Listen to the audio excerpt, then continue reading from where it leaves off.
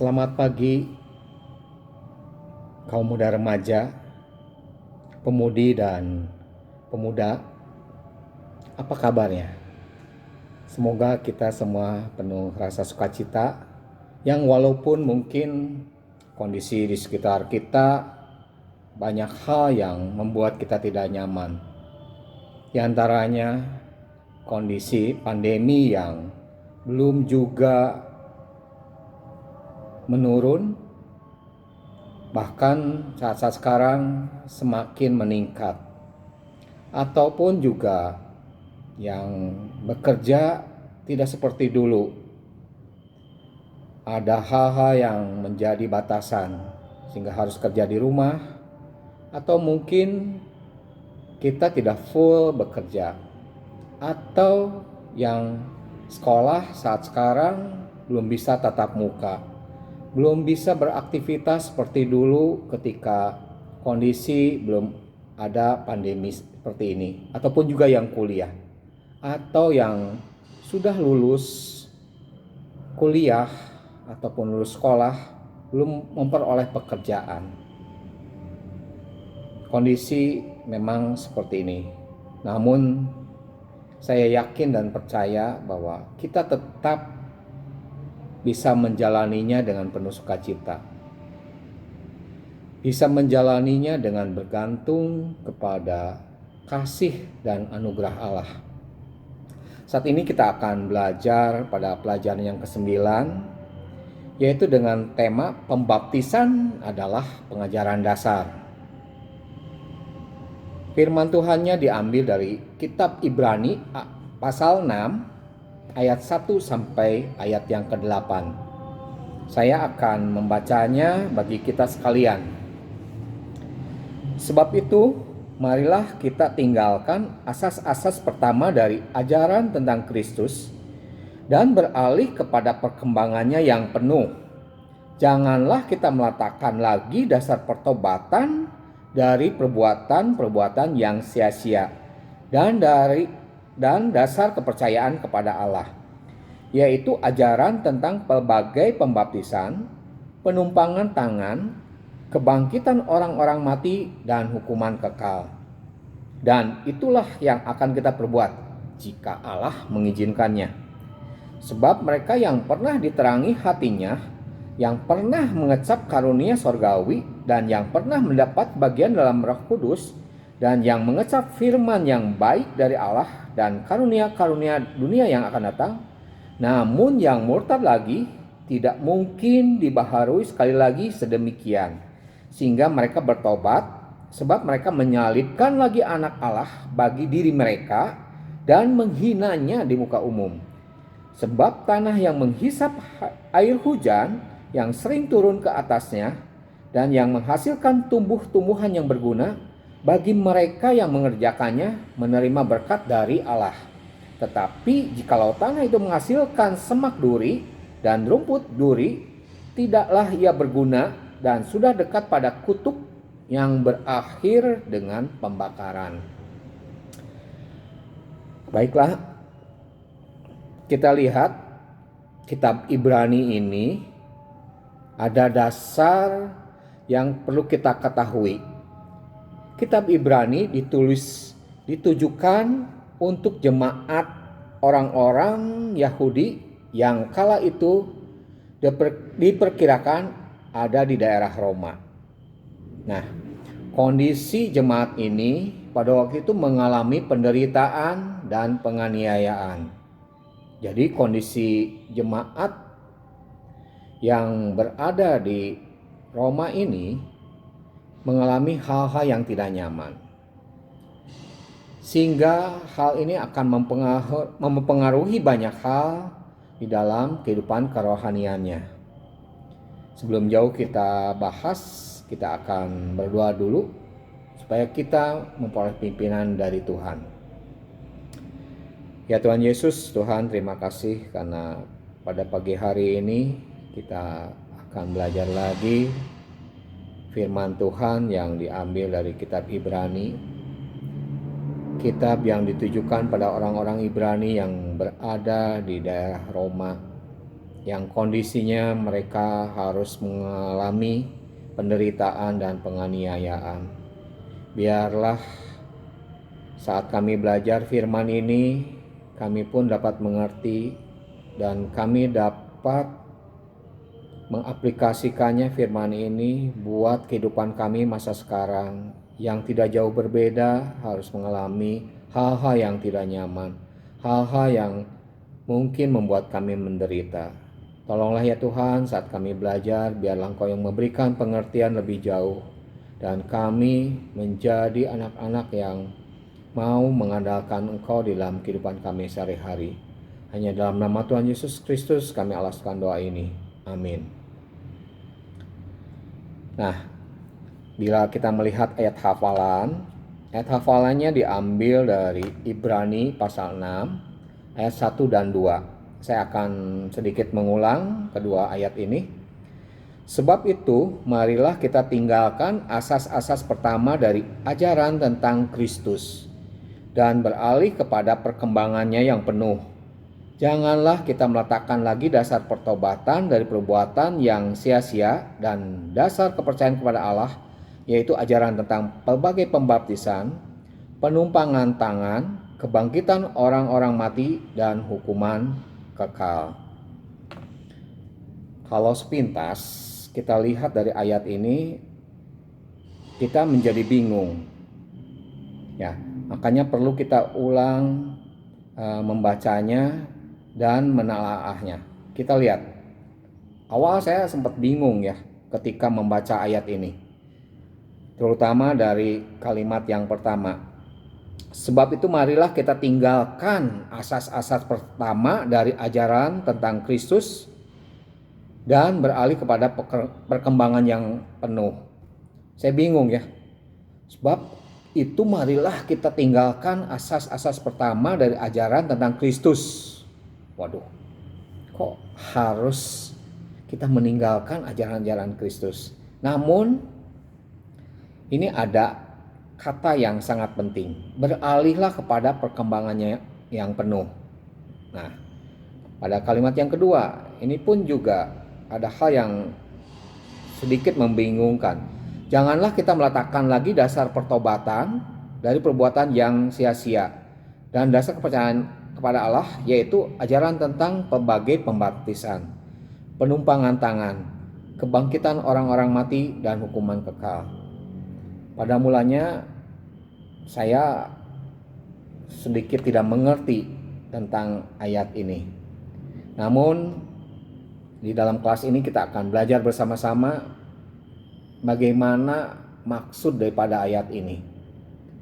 Nah, kita lihat hal lain di luar ayat hafalan, yaitu pada buku murid ya. Kalau di kelas pemuda halaman 33. Ya, ini ada satu pertanyaan. Jika kalian melihat ada orang yang bertubuh dewasa, tetapi kemampuan berpikirnya kanak-kanak, apa yang kalian rasakan? Jadi secara fisik dewasa, namun cara berpikir dan tindakannya itu kekanak-kanakan. Apa sih yang dipikirkan oleh kita? Yang kedua, tentu kita sedih ya dengan ketertinggalan atau keterlambatan. Sekarang mari kita berbicara mengenai gereja atau jemaat. Jika ada gereja atau jemaat yang menurut ukuran waktu seharusnya telah menjadi dewasa, namun hidupnya tidak menunjukkan kedewasaan, bagaimana perasaan kalian? Yang jadi pertanyaan, apa sih hubungannya tentang ayat hafalan dengan pertanyaan dari buku murid ini? Ya, yang pertama ayat hafalan, kita harus meninggalkan asas-asas pertama, asas-asas yang mendasar. Di antaranya yaitu pembaptisan, penumpangan tangan, kebangkitan orang-orang mati, dan hukuman kekal. Kita harus meninggalkan. Itu yang pertama. Yang kedua, pertanyaannya, bagaimana bila terjadi ada seorang yang secara tubuh dewasa, secara fisik, tetapi kemampuan dan tingkah lakunya kayak anak-anak? Yang ketiga, tentang bagaimana gereja atau jemaat yang secara rohani tidak dewasa. Nah, ini yang akan kita bahas lebih jauh. Namun sebelumnya saya akan menampilkan sebuah video. Kita simak apa yang ada di dalam video tersebut.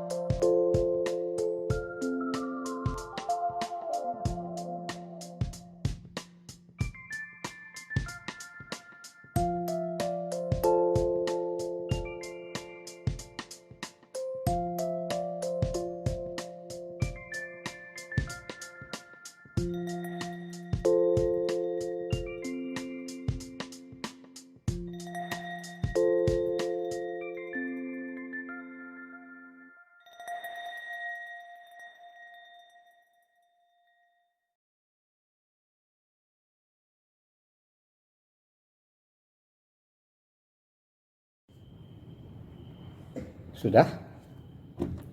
Lucu ya.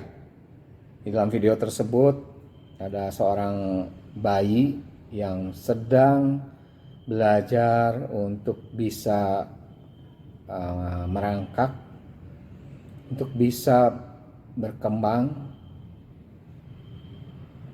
Namun ada beberapa hal yang menjadi hambatan.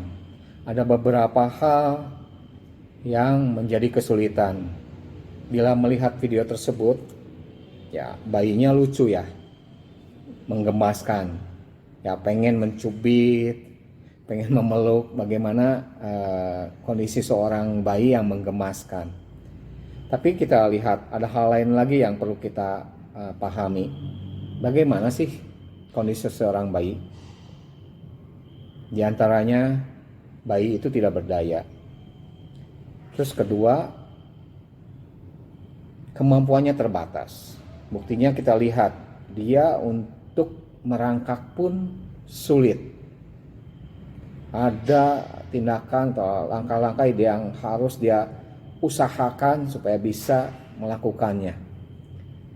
Ya, yang ketiga tadi, yang pertama lucu ya, menggemaskan. Yang kedua yaitu dia tidak berdaya.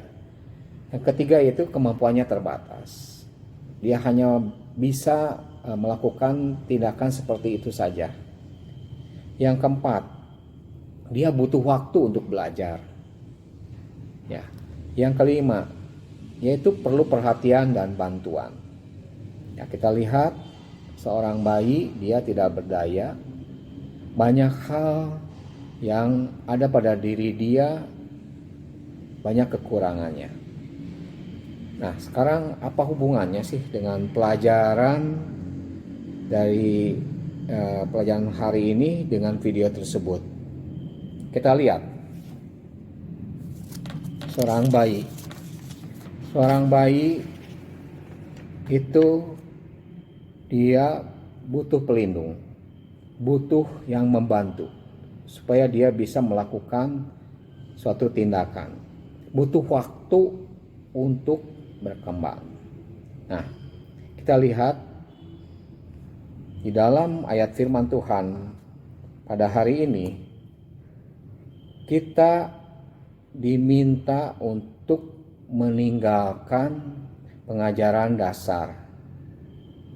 Kenapa? Kalau kita masih tetap berada di dalam pengajaran dasar, itu diibaratkan kita seperti seorang bayi. Seorang yang secara rohani tidak berdaya. Secara rohani dia tidak bertumbuh. Secara rohani dia butuh waktu untuk meningkatkan kerohaniannya. Dia butuh perlindungan. Dia butuh perhatian. Nah, jadi kalau hubungannya dengan firman Tuhan pada hari ini, bahwa kita harus meninggalkan asas-asas dasar, itu bukan kita meninggalkan Kristus, tapi kita perlu meningkatkan kehidupan rohani kita kepada hal-hal yang lebih jauh lagi, hal-hal yang membuat kita semakin dewasa. Kita lihat dari ayat yang pertama, sebab itu marilah kita tinggalkan asas-asas pertama dari ajaran tentang Kristus. Bukan hanya titik ya, bukan meninggalkan ajaran Kristus titik, tapi kita lihat, dan beralihlah kepada perkembangannya yang penuh. Berkembang, bertumbuh secara rohani dengan penuh. Nah, artinya kita tidak seperti bayi tersebut yang harus disuapi, yang harus diperhatikan, yang harus dibantu.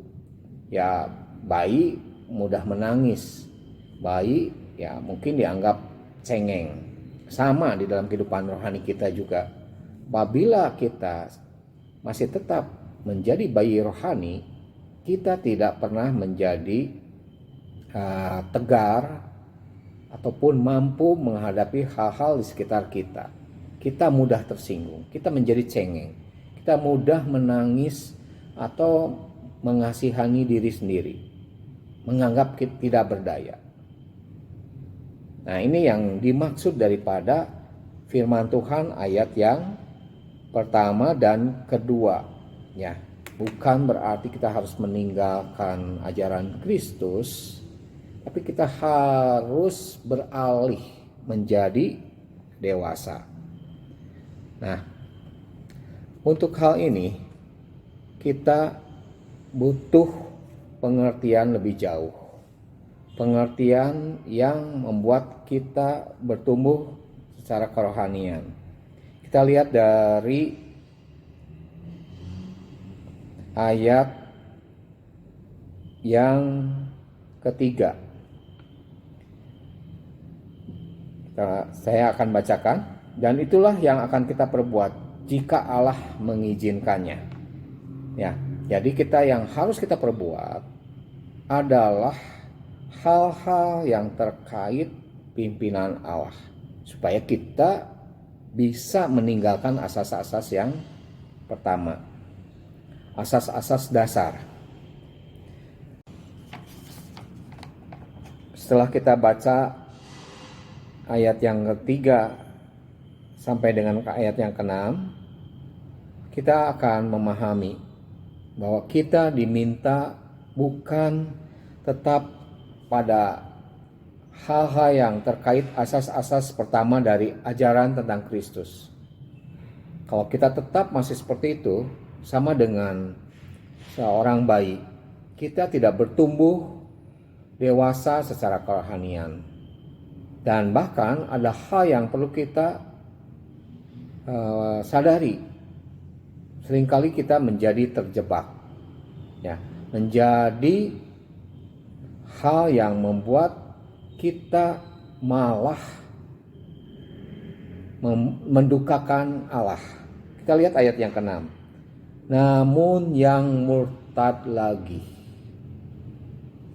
Hal ini bisa terjadi bila kerohanian kita tidak menjadi dewasa. Ya, seperti yang tadi saya sampaikan, mudah tersinggung, mudah marah, mudah kecewa. Nah, ini hal yang bisa membawa kita menjadi murtad lagi. Kita lihat, tidak mungkin dibaharui sekali lagi sedemikian. Tidak terjadi hal yang membuat kita murtad, tidak bisa diperbaharui sekali lagi hingga mereka bertobat, sebab mereka menyalibkan lagi anak Allah bagi diri mereka dan menghinanya di muka umum. Waduh, sangat tragis ya bila kehidupan kita tidak bertumbuh secara rohani. Kita harus waspada. Kita harus menyadari hal ini. Kita bisa berada pada posisi yang memungkinkan kita menjadi murtad. Ini firman Tuhan yang mengatakan di dalam ayat yang 6. Saya akan memberikan cuplikan video satu lagi untuk memberikan gambaran yang jelas. Mari kita simak.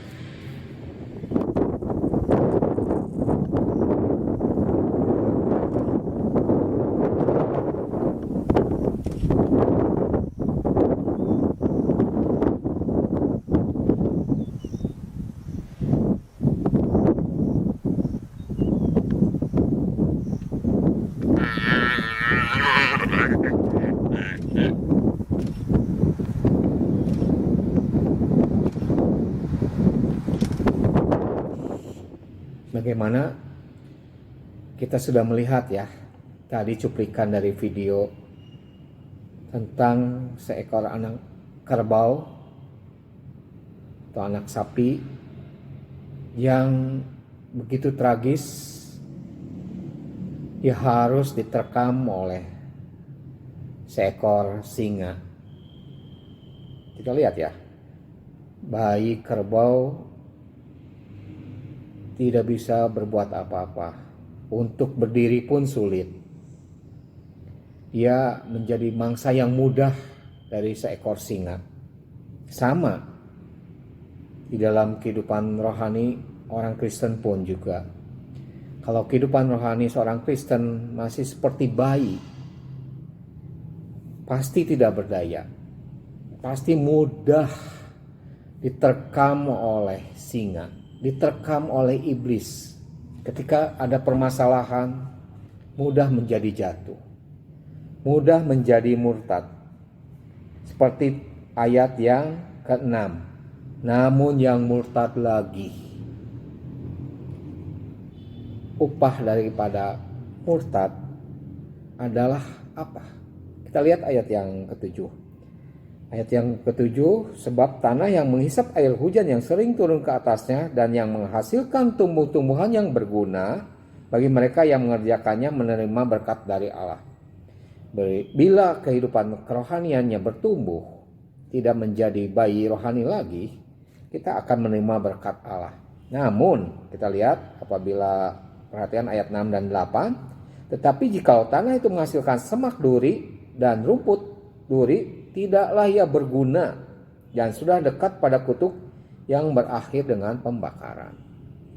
Bila murtad, bila tidak bertumbuh, ada hukuman, yaitu berakhir dengan pembakaran.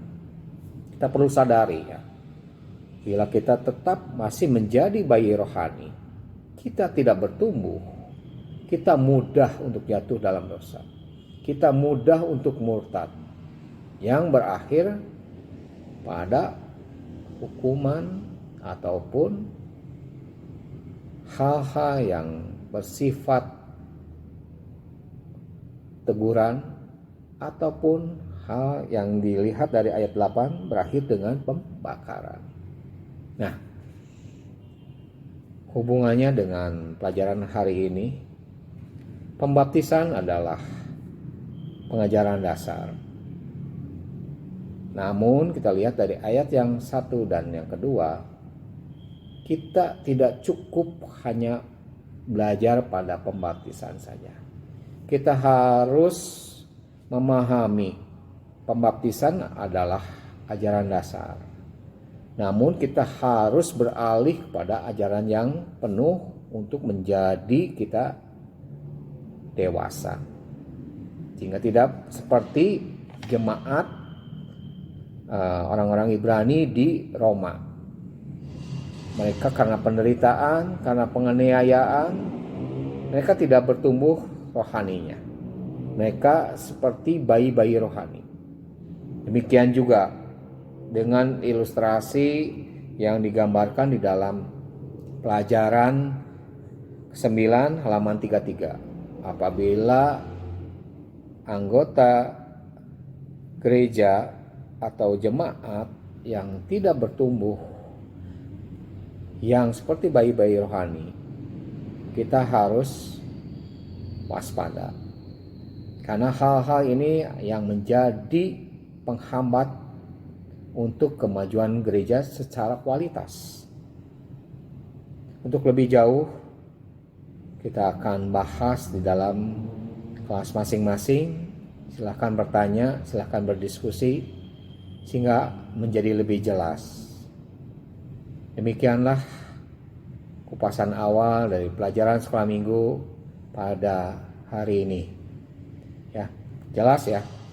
Jadi bukan kita harus meninggalkan ajaran Kristus, tapi kita harus meninggalkan ajaran dasar dan beralih pada hal-hal yang membuat kita bertumbuh secara rohani.